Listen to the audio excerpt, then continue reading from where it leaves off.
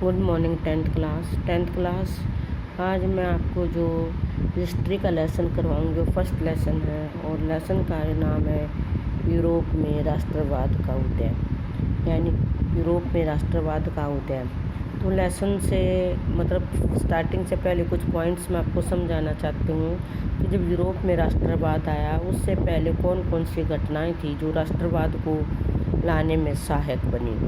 सबसे पहले 1789 की फ्रांसीसी क्रांति।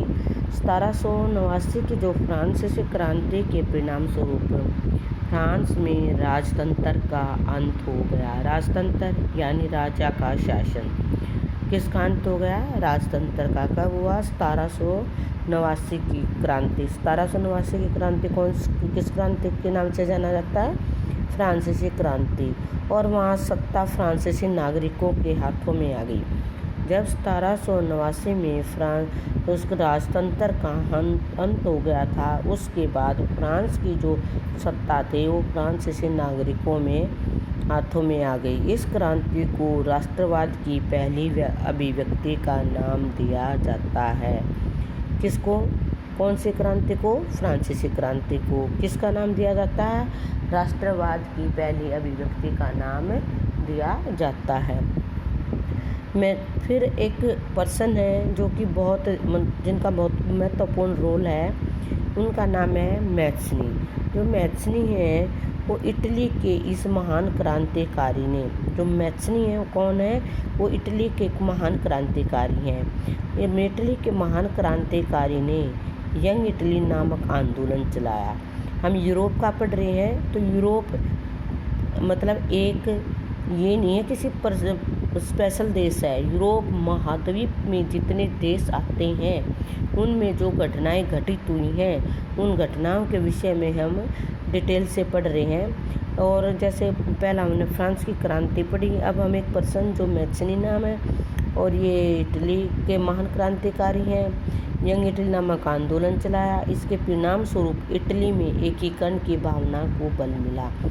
इटली में एकीकरण की भावना को बल इटली के महान क्रांतिकारी मैज़नी के द्वारा जो एक यंग इटली नामक आंदोलन चलाया गया था, उस एकीकरण की भावना को बल मिला था। गैरिबाल्डी जैसे क्रांतिकारी उसके सहयोगी थे। इस तरह मैज़नी एक क्रांतिकारी था, ठीक उसी प्रकार गैरिबाल्डी, ये भी नाम है, गैरिबाल्डी भी उसका सहयोगी था।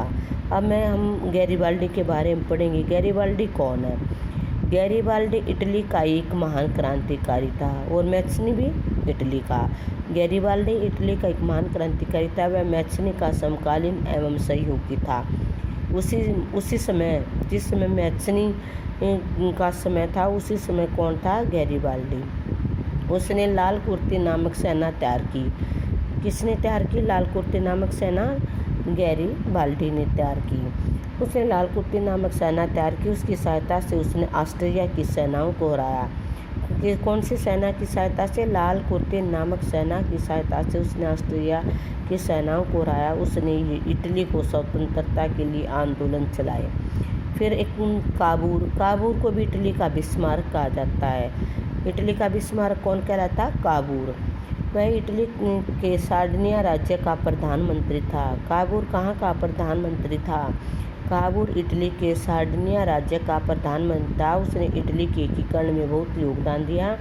उसने सर्वप्रथम अपने राज्य को इटली में मिलाने का कार्य किया। बिस्मार्क, ये सब क्रांतिकारी हैं जिन्होंने अपने देश के लिए कुछ न कुछ योगदान दिया था। तो जैसे मैज़नी, गैरिबाल्डी, काबूर और बिस्मार्क पे आए। बिस्मार्क जर्मनी के राजनीतिक इतिहास में बिस्मार्क को द्वितीय स्थान प्राप्त है। उसने जर्मनी के एकीकरण के लिए रक्त तथा लोगों की नीति अपनाई। जर्मनी के एकीकरण के लिए रक्त तथा लोगों की नीति किसने अपनाई थी? बिस्मार्क ने। किसने अपनाई थी? बिस्मार्क ने। उस जैसे महान क्रांतिकारियों के प्रयत्नों से ही जर्मनी का एकीकरण संभव हो सका। जर्मनी का एकीकरण जो था वो बिस्मार्क जैसे महान क्रांतिकारियों के योगदान से ही संभव हो सका। फिर अब हम आगे चलते हैं। आगे जो हम पढ़ेंगे वो है यूनान का स्वतंत्रता संग्राम। यूनान के लोगों ने 1821 में टर्की के विरुद्ध, कब 1821 में किसके विरुद्ध? टर्की के विरुद्ध विद्रोह कर दिया। विद्रोहियों का संचालन मालडेविया के राजकुमार हेप्सिलांटी ने किया। एड्रियानोपल की संधि जो 1829 के अनुसार टर्की ने यूनान को घोषित कर दिया था। कौन सी संधि में? एड्रियानोपल की जो संधि थी 1829 की, उसके अनुसार टर्की ने यूनान को स्वतंत्र घोषित कर दिया था। मोस्ट इम्पोर्टेंट है ये वियना कांग्रेस है। वियना कांग्रेस 1815 में बुलाई गई थी। वियना कांग्रेस कब बुलाई गई थी? 1815 में बुलाई गई। यहाँ हुई संधि के अनुसार नेपोलियन द्वारा विजित प्रदेशों को पुनः व्यवस्था की गई। फ्रांस के विस्तार को रोकने के लिए कुछ नए राज्य स्थापित किए गए। 1830 ईस्वी में जो क्रांति थी, क्रांतिकारी आंदोलन को दबाने के लिए यूरोप के शासकों के प्रयास असफल रहे। अतः 1830 ईस्वी में अनेक देशों में क्रांति की चिंगारी भड़क उठी। फ्रांस का राजा भागकर इंग्लैंड जा पहुंचा। कहाँ चला गया था? इंग्लैंड। कौन? फ्रांस का राजा। उसका स्थान लुई फिलिप ने ले लिया। फ्रांस का राजा जो इंग्लैंड जा पहुंचा था, उसके स्थान पर कौन आ गया था? Louis Philippe. उसने जनता की इच्छा के अनुसार शासन चलाने का वचन दिया। हॉलैंड की आज़ादी पाने के लिए बेल्जियम में विद्रोह हुआ। इटली व जर्मनी कई राज्यों और पोलैंड में विद्रोह हुए। यद्यपि अधिकांश विद्रोह को दबा लिया गया, फिर भी दो नए राष्ट्रों की स्वतंत्रता को मान्यता मिल गई। 1830 में यूनान को और 1839 में बेल्जियम को।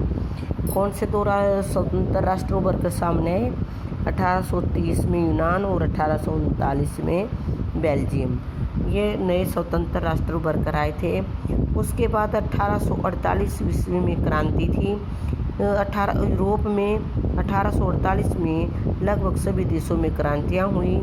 यूरोप महाद्वीप के लगभग सभी देशों में 1848 में क्रांतियाँ हुई। इन क्रांतियों ने पवित्र संधि वाले देशों को झुलसा कर रख दिया। लुई फिलिप जिसने 1830 ईस्वी के विद्रोह के बाद फ्रांस का राजा बनाया गया था, वह भाग गया था और फ्रांस फिर गणतंत्रवादी राष्ट्र बन गया था। आज मैं आपको ये कुछ ही पॉइंट समझाऊंगी, क्योंकि थोड़ा सा चैप्टर ध्यान से समझना पड़ेगा। थोड़ा आपको टिपिकल लगेगा, धीरे धीरे ही आपकी समझ में आएगा।